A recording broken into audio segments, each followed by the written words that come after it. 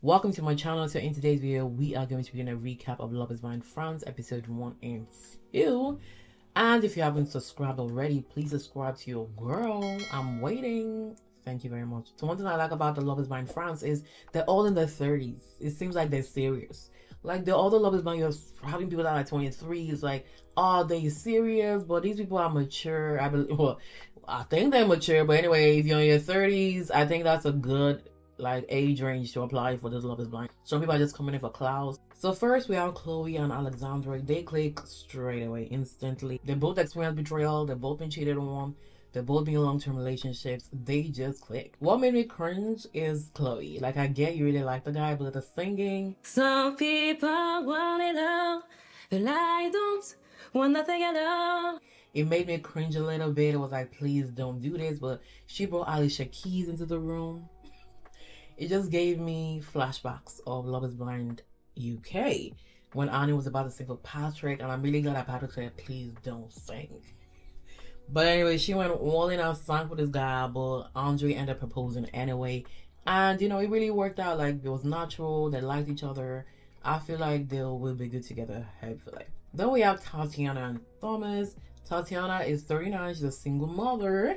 And Thomas Chu E2 is a single dad. And Tatiana is also, she's been through their marriage before. She's a divorcee. And it's kind of clicking because they're both single parents. So why not? Why not give each other a chance? So they're both from the same small town. Like, things were clicking here. So Tatiana is 39 and Thomas is 37. So I usually prefer them guys older. But they kind of have something in common, which is they're both parents. And it's only like 2 years, so I think it's okay. So Tatiana, she's excited. She's telling the girls that I found my man. But at the same time, Thomas is also getting to know Kim. So he likes them both. So Thomas also lets Tatiana know that, girl, I'm getting to know someone else. And she's like, I don't want any competition here. Like, you know, like pick one. Or pick one. I don't want to be second best. And he's like, are you not going to fight for me? Like, are you giving up? So Cynthia's getting to know both Jonathan and Maddie. But she's more into Maddie because she can tell the guy's black. That's what I think. She can tell the guy's black, and also he's in, like, his religion is a Christian, and they're both strong in their faith. So the chemistry was chemistry. Both Sarah and Julie, they're into Charles. So Sarah basically says she is a mother's kind of girly, like her family are Muslim, like her family are gonna be watching this, and she doesn't want to talk about any intimacy kind of conversation. So she's very guarded. That's something she don't want to talk about. So let's get into episode 2. We have Chloe and Andre. They see each other. They like each other. Good for them. Next is the old Tatiana, Thomas, and Kim situation. So Tatiana tells Kim, you know, I know you're getting to know Thomas, but he just told me that I might not gonna fight for him. So, girl, I think he's kind of more into me. Kim in the confession is like, I'ma get Thomas. Like, what I want, I'ma get. She goes into the pause, pouring her heart out to Thomas, saying that I heard what he said to that girl. Like, every conversation that we had doesn't not mean anything. Not knowing that was Clement that was in the other side of the room. Clement used the opportunity to know where her head's at, and, you know, if he should be bothering himself. Clement used the opportunity to ask, so out of Clement and Thomas, who's your number one? And she's like, obviously, you know, Thomas, you know, you're my number one. Clement ain't. So then now finally she talks to Thomas, finally. And Thomas, so she spread the details on what she heard from Tatiana. Thomas deflects. Thomas, there was a little lie there. Because Thomas was like, that's not what I meant. I only responded to what she said. Because after I told her that I wanted to get to know you, she replied and said, then it's not worth fighting for you. Then he replied, you know, you're not going to fight for me. You know, he deflected a little because that's not what happened. He's the one that brought up that conversation about the whole fighting thing. I didn't see Tatiana talking about the whole fighting thing. Thomas basically tells Kim, like, he's not here to play games. And the way he's talking is looking like he's feeling Kim more, because he was fighting for his life.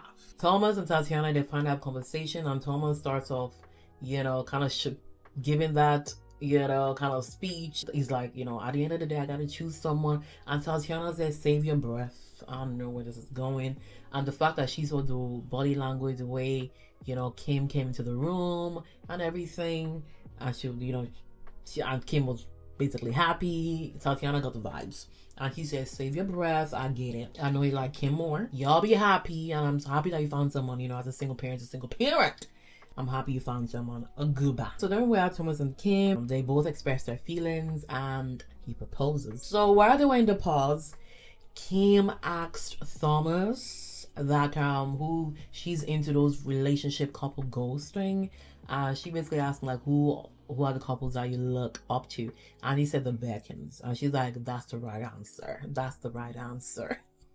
So our expectations are high. Our expectations are very high. So in the reveal, before the reveal, she's like, I'm thinking of a blonde hair guy with blue eyes, like all these specifications. But you ain't getting there. So when she saw him, she tries to comfort herself because she's like, yeah, he's a modern day prince. And Thomas is very insecure. Man was nervous, man was scared. Man was like, you like the way I look, all these things. Like, she's like, boy, calm down. Like, I'm looking for a confident man. And yeah, you don't look damn confident. So in the confessional, she's like, this guy, he needs to stand up.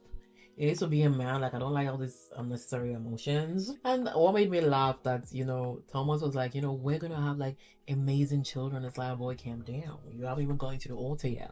And the fact that in the confessional, Thomas already talking about a honeymoon. Boy. Tatiana said, I gotta move on. So usually in the Love is Blind, usually they just leave. I feel like Tatiana should have just left. But she stayed and said, I'ma find me a man. So Tatiana connects with Eunuch, who's 35.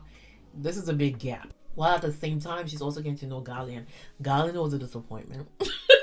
She's also getting to know Galen, and Galen is 37, so I'm thinking like, okay, she got a man that's, there's 2 years difference. This is okay. So obviously we know there's another love triangle between Charles, Sarah, and Julie. Sarah is ready to marry Charles, even though Charles doesn't really know much about her because she has a lot of, things that she doesn't want to talk about. Unless she's sure that Charles is going to pick her. That's the only time she's going to have that damn conversation. And I don't know how that's going to work. So Sarah gives Charles an ultimatum and said, I know you're getting to know Julie, but the time is now. Pick me or it's over. Charles said, give me time, give me like one more day, then I'll think about it. Charles is nervous, but he's like, don't worry, like, you're still my favorite. Like, boy, stop. Like, I don't think you should give someone an ultimatum in terms of like a marriage. Let them decide without pressure. So we have Cynthia and Marty, and Cynthia has fallen for this man. Like, I could tell through the screen she loves him. Like, she's into him. She wants him to get on his damn knee. So he basically asked, like, what are the red flags? Like, what don't you like in a husband? She said she can be possessive. In terms of a husband. And for example, she don't want her man to be speaking to a female friend at 1 a.m. when they're supposed to spend quality time together. Y'all can have that damn conversation another time. Not in the night, not in the midnight. Marty's like, so you have rules for your man? I don't want to be controlled. I don't want to be imprisoned. The way we were saying all these things, like calm down. It's basically like it was in a previous relationship that, it was similar and he don't want that. And he basically said that it's giving red flags. It's giving red flags. He doesn't want to feel imprisoned in this marriage. He's taking it in another perspective. That, what if they need me at that time? Like, should I not be there for them? Why are you controlling me, kind of thing.